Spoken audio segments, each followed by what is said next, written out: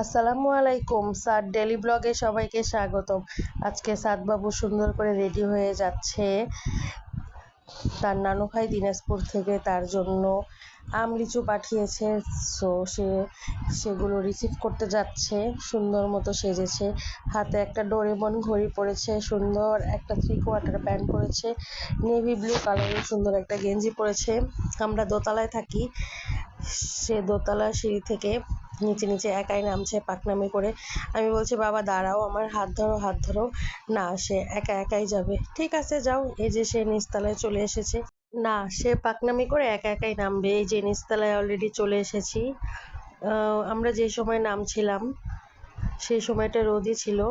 আজকে আমাদের বাড়িওয়ালার মেয়ের কাবিন, সেজন্য ওখানে ছোট্ট একটু ব্যানার সাজিয়েছে। এখন আমি আর সাদবাবু একা একা দুজনে বাসার গেট থেকে বেরোয় পড়লাম। আমার সাদবাবু যাচ্ছে। অনেক মোটরসাইকেল গাড়ি টাড়ি ছিল। বড়লোকের মেয়ের কাবিন, ব্যাপার স্যাপারই আলাদা। আমাদের বাসার নিচে দোকানটা, এই যে সাদবাবু এই দোকানটা দেখে বেলকনির থেকে প্রতিদিন এটা সেটা চাবেই, সবার দেখবে আর চাবেই। বাচ্চাদের এত চকলেট খাওয়া কি ঠিক? আপনারা সবাই বলেন চকলেট তো স্বাস্থ্যের জন্য ক্ষতিকর, দাঁতে পোকা হয়। না, সে খাবে তো খাবেই। এখন সে যাচ্ছে, হাঁটছে, সে আমার সাথে যাবে। তার নানু ভাই দিনাজপুর থেকে, দিনাজপুরের বিখ্যাত আম লিচু, এটা সবাই জানে, দিনাজপুরের লিচু অনেক বিখ্যাত। সে আম লিচু পাঠাচ্ছে সাদবাবুর জন্য আর সাদবাবুর মামার জন্য। সাদবাবুর মামাতো ভাই এখন ছোট, সে যদিও এখনো সেরকম খাইতে পারে না, কেবল 9 মাস। আমাদের দুই ভাই বোনের জন্য পাঠাচ্ছে, সাদবাবুর জন্য, সাদবাবুর মামার জন্য। তো আমরা গাড়িতে করে পাঠাচ্ছে, শ্যামলী গাড়িতে। আমি সেগুলো রিসিভ করার জন্য যাচ্ছি সাদবাবুকে নিয়ে। বাইরে সেদিন অনেক রোদ ছিল, কি রোদ, এই যে দেখেই বুঝতে পারছেন। যাচ্ছিলাম, বাসার থেকে হেঁটে হেঁটে যাচ্ছি। বাসার থেকে অলমোস্ট 2 থেকে 3 মিনিটের মতো লাগে অটোতে স্ট্যান্ডে আসতে। এই যে অটোতে উঠছি আমি আর সাদবাবু, এখন আমরা যাচ্ছি। তো চাইলে চন্দ্রা থেকে রিসিভ করতে পারতাম, চন্দ্রাতে গেলে আবার ভাইয়ের বাসা যাইতে আমার ওই অত বড় লিচুর খাঁচা নিয়ে যেতে কষ্ট হবে, সেজন্য আমি জিরানি দিয়ে যাচ্ছি। জিরানি থেকে ভাইয়ের বাসা যাব বারুইপাড়া।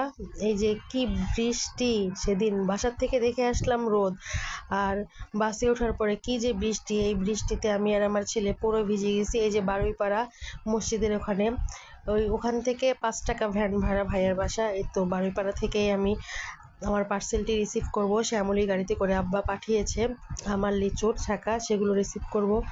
এই যে বাসের জন্য অপেক্ষা করছি। একটি দোকানে বসেছিলাম আমরা মা ছেলে।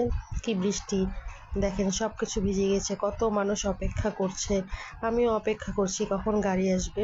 যে বারুইপাড়া মসজিদ, এটা ফ্লাইওভারটা ওই পাশে বৃষ্টির পানি লাগছিল, সেজন্য আমরা একটা দোকানে বসে আছি, গাড়ি কখন আসবে। অলমোস্ট গাড়ি আসার সময় হয়ে গিয়েছিল। আমাকে গাড়িওয়ালা ফোন দিচ্ছিল। এই যে আমি পার্সেলটা রিসিভ করে ভাইয়ের বাসায় চলে এসেছি। এই যে এই ঝুড়িটাতে করে আব্বা আমাদের দুই ভাই বোনের জন্য আম লিচু পাঠিয়েছে দিনাজপুর থেকে। এখন অর্ধেকটা আমার ভাইয়াকে দিয়ে যাব, আর বাকি অর্ধেকটা আমি নিয়ে যাব। এখন সব কিছু ভাইয়াকে দিয়ে আবার আমরা আমারগুলো নিয়ে আমরা এখন আবার আমাদের বাড়ির উদ্দেশ্যে রওনা দিলাম। এই তো আমরা মা ছেলে অটোতে উঠছি, এখন বাসায় যাব। বাসে করে যাওয়া যায়, কিন্তু যাচ্ছি অটোতে করে যাচ্ছি। এই যে অর্ধেকটা ভাইয়াকে দিয়েছি আর বাকি অর্ধেকটা আমার। এই যে এখানে 100 লিচু আছে, লিচুগুলো হচ্ছে শুকায় গেছে, আগের দিন কিনছে, তারপরে সারাদিন গাড়িতে আসছে। আর এই যে আম, বাকি অর্ধেক আম ভাইয়াকে দিয়েছি। আর এইগুলো হচ্ছে আমাদের বাইরের আবহাওয়া কি অন্ধকার। সাদবাবু এখন লিচু খাবে। আসলে গেছে বছর আমার সাদবাবু সেরকম লিচু খাইতে চাইতো না, আর এবার বড় হচ্ছে তো, 3 বছর হয়ে গেছে অলরেডি। 15 তারিখে 3 বছর 3 মাস হবে। এখন সে নিজে একা একাই লিচু ছেলে খেতে পারে। এই যে আমি জানালা খুলে গিয়েছিলাম, পুরা বৃষ্টি এসে আমার তোশক, খেতা, চাদর সব কিছু ভিজে গিয়েছে। সবাই বেশি বেশি ভিডিওগুলো দেখবেন। আল্লাহ হাফেজ।